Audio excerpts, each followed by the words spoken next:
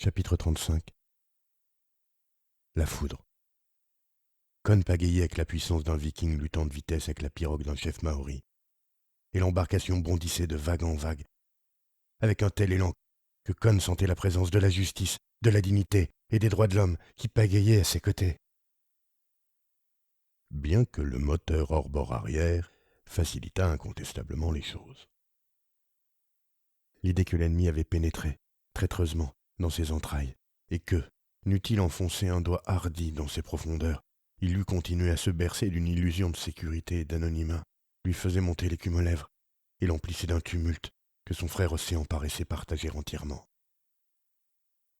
Il avait laissé dans la presqu'île Maeva, éploré, qui se demandait quel toupapo, quel démon s'était emparé de son papa, et à présent, il n'avait qu'une idée, mettre la main sur cette barbouze de Tamid, et l'envoyer à l'hôpital pour 6 semaines, dans le plâtre, de préférence. Au village de Fifae, un truck providentiel, que la dignité de l'homme avait placé sur son chemin, attendait son chauffeur.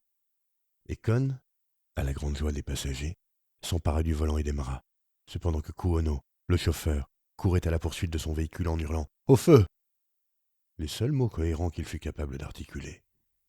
Pendant 5 heures, perdant peu à peu ses passagers, leurs cages à poules, leurs bicyclettes et leurs paniers, Con fit le tour de l'île à bord du truck déchaîné, visitant plus d'églises, de missions et d'établissements religieux qu'il n'en faut pour remplir une vie de bon chrétien. Au couvent de Saint-Joseph de la Petite Apparition, il sema la terreur parmi les sœurs qu'il accusa de cacher Tamil sous leur lit, et à Papara, il se manifesta avec une telle fureur au milieu d'un enterrement, croyant avoir aperçu la binette sinistre du faux dominicain à la tête du cortège, que la famille éplorée grimpa comme un seul homme sur les cocotiers. Le truck rendit l'âme, faute d'essence, à Punaoya, 17 kilomètres avant Papette, où Con comptait appeler le peuple à la révolution. De toute façon, puisqu'il savait qui il était, l'ennemi était obligé de le traiter avec les plus grands égards, et il pouvait se permettre à peu près n'importe quoi. L'idée lui tenait même l'esprit qu'il tenait là l'explication de l'immunité dont il avait joui depuis son arrivée dans l'île. Mais c'était une idée tellement exaspérante et odieuse qu'il n'osait même pas l'envisager. Il ne trouva nulle trace du traître, comme si Dieu lui-même informait celui-ci de tous les mouvements de Con.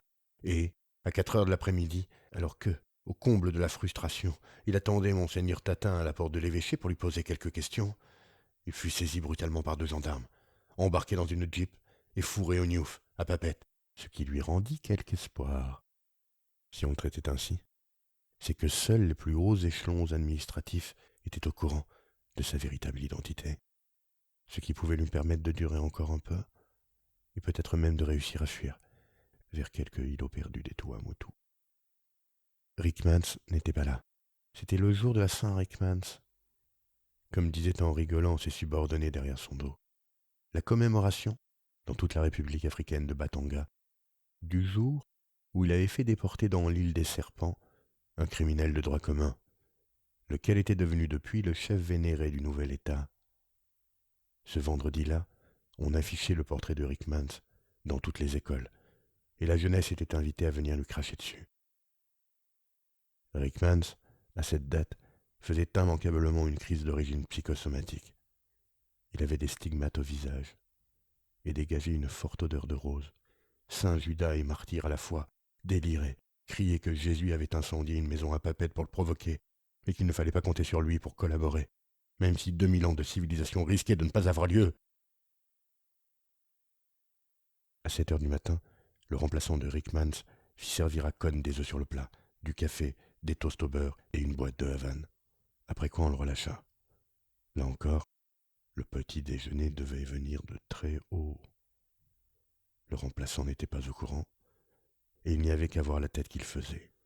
Con lui marcha sur les pieds en sortant, et l'autre s'excusa. Tout cédait, s'éclipsait avec des courbettes. Il avait le sentiment qu'il aurait pu lâcher une bombe de 50 mégatonnes au milieu du Pacifique, et que tout le monde eût applaudi. Il réussit malgré tout à avoir une bagarre avec un Chinois, qu'il traita de « Français libre », ce qui, à l'époque de revanche haineuse contre De Gaulle, était une insulte terrible. Vers midi, Con n'avait plus qu'une envie, se retrouver dans les bras de Maeva, même s'il lui fallait pour cela laisser provisoirement le père Tamil aussi intact que peut l'être un faucheton intégral. Il fit 4 heures de truck pour retrouver sa pirogue à Port-Phaéton, où il fut informé par les pêcheurs que l'orage allait immanquablement éclater d'un moment à l'autre, et qu'il ferait beaucoup mieux de ne pas tenter le grand Papatoa, qui soufflait du nord et n'aimait pas rencontrer les pirogues sur son chemin, les considérant comme une insulte et un défi. Con tenta la traversée malgré tout. Si le grand Papatoa se levait, il lui lancerait sa pirogue en pleine gueule. Il en avait marre de la puissance, sous toutes ses formes. Le ciel qui le menaçait de ses ancres, et les récifs, à peine visibles dans la lumière glauque, sous les vagues aux crêtes rouges, qui soulevaient à chaque ruée le moteur hors de l'eau, et plus haut que le soleil, dont seule la calotte de pourpre apparaissait au-dessus de l'horizon, lui faisait moins peur que l'idée d'avoir à endosser à nouveau son identité véritable, et à être fait commandeur de la Légion d'honneur, dans la cour des Invalides, aux accents de la Marseillaise, dont les accords éveillaient chaque fois qu'il entendait des images de morts exemplaires, et de jeunes sacrifiés, lui foutant ainsi à nouveau toute l'histoire sur le dos. Il arriva, sain et sauf de l'autre côté, sinon de l'histoire, du moins de la baie, ce qu'il trouva naturel, étant donné les sales coups que la vie lui réservait sans doute encore, astucieusement. Mais Eva, qui avait guetté sa traversée, l'attendait en haut des marches, que Bizien avait fait tailler au flanc des rocs pour le confort des visiteurs. Au-dessus de leur tête, l'orage fissurait la voûte du ciel, et à chaque apparition de ces fêlures fulgurantes, on s'attendait à quelque chute finale. Mais tout redevenait, aussitôt, silence, immobilité et lourdeur. Cependant qu'une nouvelle promesse, grondante, venait accentuer encore la frustration d'une nature qui retenait son souffle en attendant l'éclatement libérateur qu'un tabou impérieux semblait empêcher de s'accomplir. Pas une goutte d'eau dans un air gorgé d'humidité violette et fantomatique qui pesait sur la terre et se mêlait à l'océan. Tiers-monde liquide, ni ciel, ni mer. Il y avait soudain dans ce gonflement mauve et gris, strié d'éclairs, des oiseaux que Con n'avait jamais vus auparavant, comme si l'orage les eût traînés ici, avec lui, des archipels lointains. La montagne évanouie apparaissait parfois au hasard des mouvances vaporeuses et retentissait d'un tumulte où l'on reconnaissait en même temps l'écho et sa source, les nuages et la pierre. Et toujours les longues griffes jaillissantes des dragons au ventre violacé, auprès desquels Con cherchait en vain le réconfort d'une angoisse première, qu'il ne parvenait pas à éprouver. De l'électricité. Mais la main de Méhéva tremblait dans la sienne, et c'était toujours ça de gagner. Rentrons, Con. J'ai peur. Ils sont en rogne, là-haut, ce soir. Ils. Con se délecta un moment de leur présence et de l'innocence retrouvée de la terre. La cabane flottait dans la sueur tiède du ciel, et les cocotiers remuaient gracieusement leurs couronnes, face au déferlement qui se préparait. Avec cette inconscience digne des familles royales qui prennent la foule révoltée pour une soupe populaire, le grand Mataï retenait son souffle, et les nuages coincés contre la montagne attendaient de crever, dans une immobilité haletante, lançant parfois leur foudre comme un coup de corne rageur et impuissant. L'océan avait disparu derrière une muraille vaporeuse, où se devinaient seulement ici et là les frissons furtifs des eaux gris acier autour des récifs. Con dévora rapidement la carcasse d'un coq aux bananes que Méhéva lui avait préparé, cependant que les ombres immenses des papillons de nuit dansaient un instant pour disparaître à chaque mort d'insecte contre la lampe à huile. Dehors, il n'y avait toujours ni vent ni pluie, rien que l'immobilité fracassante et la fraîcheur immanente des masses d'eau emprisonnées dans le ciel. Il se leva sur le lit, mais Eva se serra contre lui et s'endormit aussitôt dans ses bras. Couché sur le dos, il sentait sa jambe repliée sur son ventre et le mouvement des seins contre sa poitrine. Et toutes les apparitions fulgurantes du monde à la fenêtre se perdaient dans la chevelure qu'il caressait doucement. Une fois, comme le tonnerre lançait contre la montagne une charge particulièrement majestueuse, Maëva se réveillait un instant pour murmurer avec reproche: « Tu bouffes trop de bananes, conne. » Il ne savait pas s'il avait dormi, lorsqu'il ressentit soudain une appréhension, puis une angoisse, qu'il ne put maîtriser. Il fut pris d'une envie de courir pour se libérer de cette panique, où se retrouvaient à la fois ses plus persistantes terreurs et l'extrême frustration de l'orage qui l'entourait de ses fracas et de ses incendies éphémères. Con se glissa hors du lit et sortit tout nu de la paillote. Il se trouva aussitôt pris dans une obscurité de laine, humide, et, pour la première fois depuis qu'il fréquentait les nuits tahitiennes, pas une seule luciole ne venait prêter aux ténèbres son étoile terrestre. Il fit quelques pas, frissonnant, revint dans la case, voulut se recoucher, mais l'angoisse était à présent si forte qu'il avait envie de fuir. Il bondit, se précipita au dehors, courut dans le noir, se heurtant contre les cocotiers, et se trouva au sommet de la colline, dans une clarté blanche et palpitante de décharges électriques qui se succédaient sans laisser à la nuit le temps de se refermer. Une terreur de bête l'étreignit, un sentiment de péril tel qu'il tourna brusquement sur lui-même, et au même instant, il aperçut à 20 mètres de lui 2 silhouettes noires qui s'approchaient de la cocoterie. Soulagé par cette apparition simplement humaine, il leur fit de grands signes amicaux. « Ohé! Ohé !»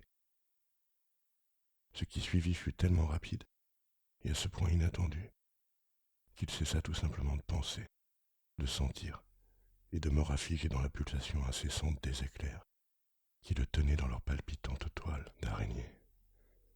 Les 2 hommes se tournèrent vers lui d'un bond et il vit 2 mitraillettes braquées dans sa direction. Au même moment, une rafale éclata sur sa droite et il vit les 2 hommes devant lui hésiter un moment, lâcher leurs armes, se plier en 2 et tomber. Cependant qu'une nouvelle rafale venait s'assurer de leur immortalité. Con poussa un hurlement, mais ne bougea pas. Il n'avait plus de jambes. La colline entière baignait dans la blancheur mortelle des décharges électriques. Puis, l'Oanono rétracta ses pattes jaunes, et la nuit recouvrit entièrement la nullité impudique de la terre. Une main se posa sur son épaule. « Au secours. Au secours. » Glapit Con, qui ne voulait pas mourir sans avoir prononcé ainsi un de ces mots inspirés, qui résument parfois en un éclair toute la vie de l'homme. « Allons, monsieur Con, allons, calmez-vous, c'est fini. » Tamil, constata Con, sans aucune surprise, car dans l'état de stupeur où il était déjà plongé, il n'y avait plus de place pour un étonnement supplémentaire.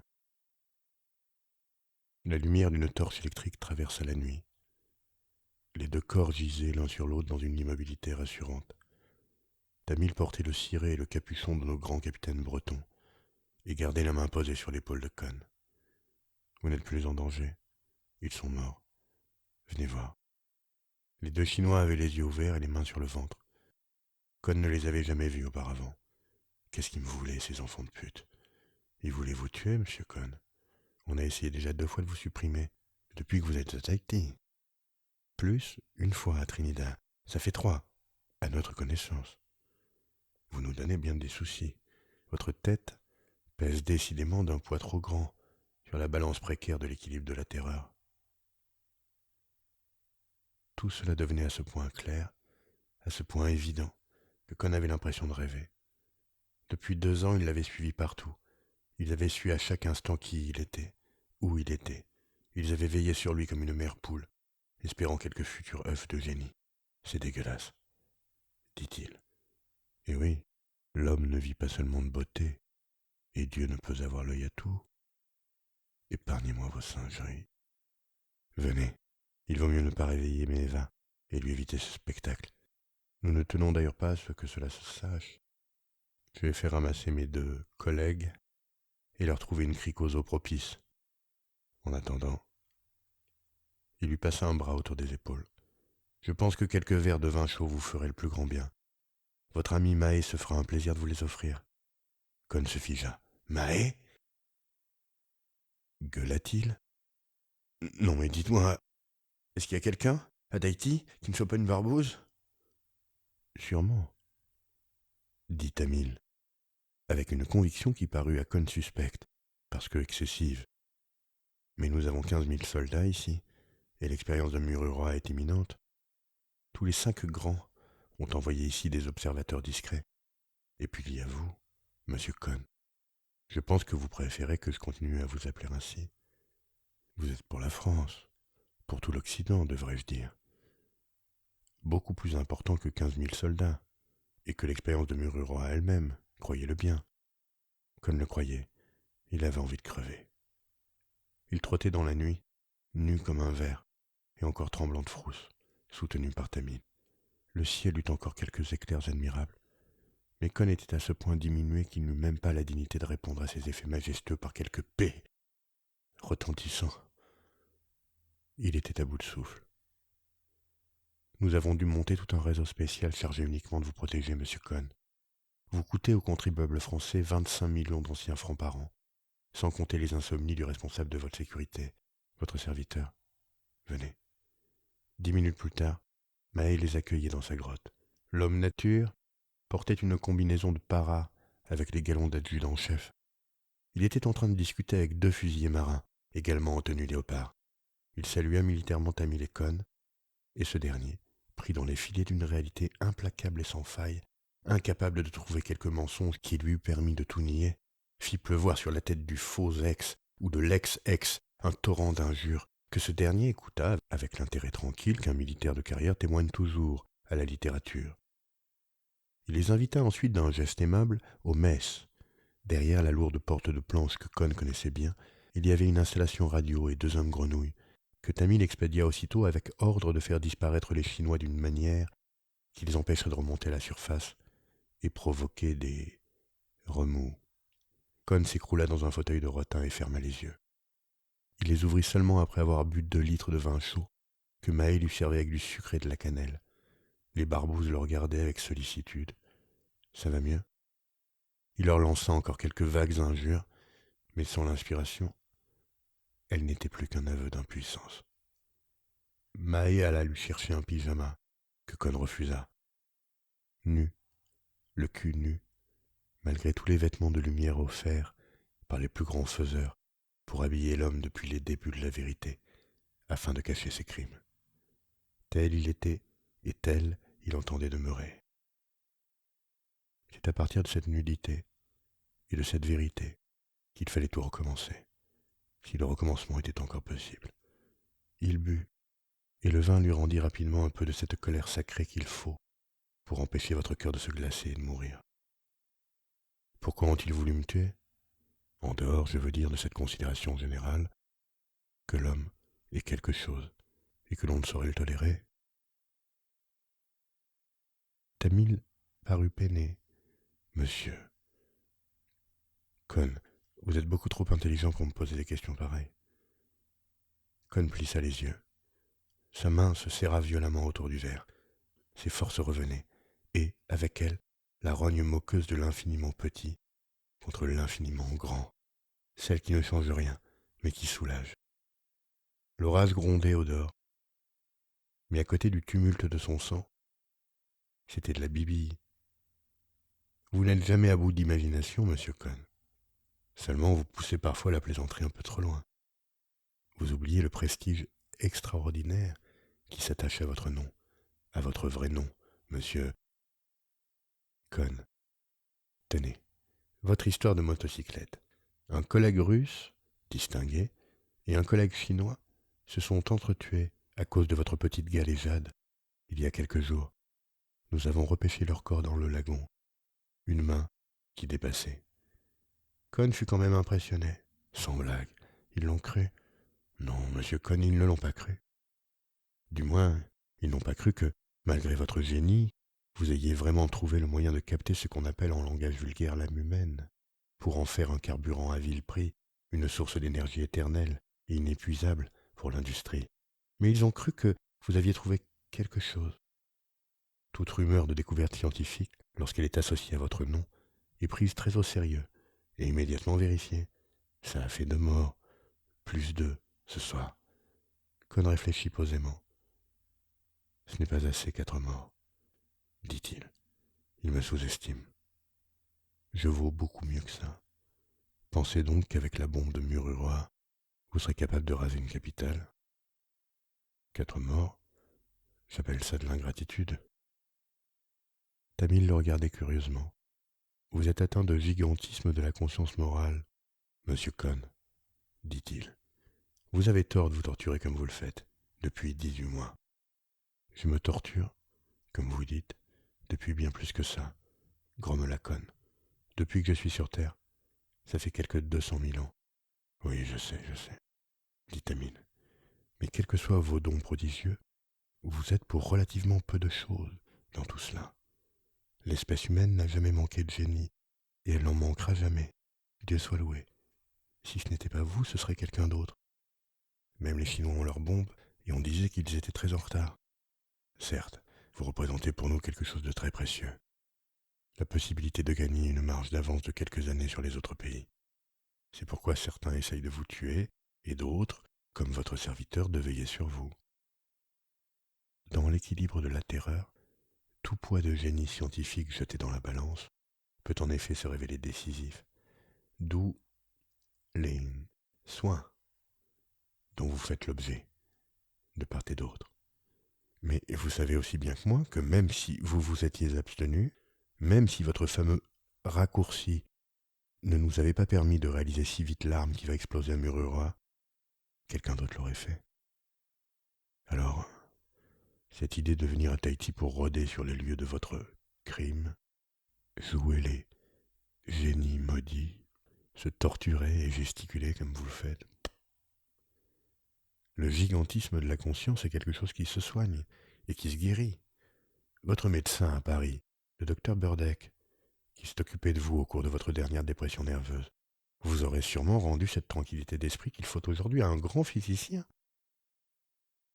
même chrétien, pour poursuivre ses travaux. Cohn ne l'écoutait plus.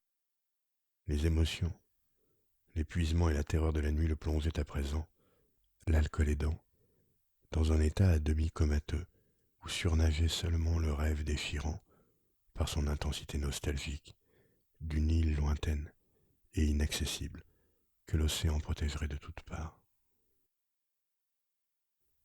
Je songe à celui que j'étais avant le commencement du monde. Cohn était sans défense. Il leva vers Tamil des yeux de souffrance, où tout avait fait naufrage, sauf le dernier feu, celui de l'indignation. Au fond, murmura-t-il, c'est une affaire de calcul des probabilités.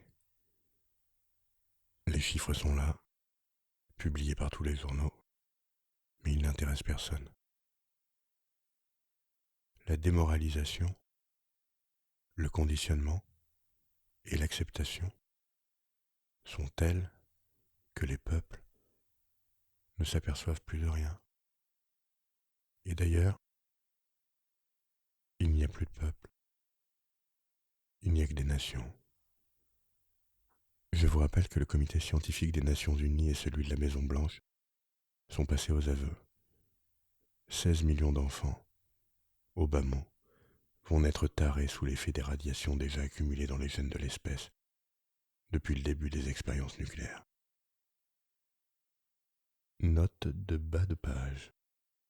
Cohn se réfère ici à un fait connu, prouvé et signalé notamment par le général Beaufre dans un article publié en 1966. Chiffre conservateur. Certains biologistes évaluent le nombre de monstres futurs à 60 et même à 80 millions. Chiffre officiel, Tamil, confirmé par tous, accepté partout, et dont tout le monde se fout. On se préoccupe seulement un peu du conflit nucléaire futur, mais le crime a déjà eu lieu, le plus grand crime de tous les temps. Et vous savez quel est le but poursuivi? Il a bâti son poing sur la table avec une telle force qu'un coup de tonnerre roula d'un bout du ciel à l'autre. Tamil se mit à rire. Mes compliments, dit-il. La voix de Con se brisa et dut s'arrêter un instant pour en ramasser les débris au fond de sa gorge. 16 millions d'enfants dégénérés attendent déjà dans nos gènes pourris. Nous avons ainsi une bonne chance de nous donner un nouveau Christ, digne de nous, un Christ mongolien. Un enfant Jésus sourd-muet et mentalement arriéré, dont nous n'aurons enfin rien à craindre. Un monstre criminel, auquel nous pourrons enfin confier sans crainte, la direction spirituelle des affaires du monde. Il vomit et s'écroula sur la table. Pauvre type, dit Mahé avec sympathie. Ça doit pas être facile. Quand on est à la fois un bon bougre et un grand homme, on va le porter dans sa case, dit Tamil. Donne-moi un coup de main.